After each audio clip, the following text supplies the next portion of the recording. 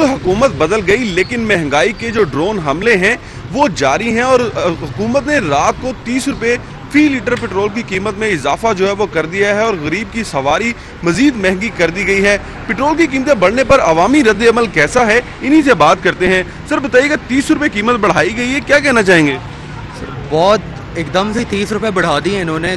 कोई शहबाज शरीफ साहब कहते थे कि हम महंगाई कम करेंगे, अवामी मार्च कर रहे थे सब, लेकिन इन्होंने एकदम से 30 रुपये बढ़ा दिए हैं। कोई समझ नहीं आ रही इसमें, पूरा बजट आउट हो जाता है। पहले 150 रुपये था, अब इन्होंने और महंगा कर दिया, तो बहुत मुश्किल हो जाएगा इस तरह। तो नहीं, बहुत ही असर पड़ा 30 रुपये बढ़ने से काफ़ी।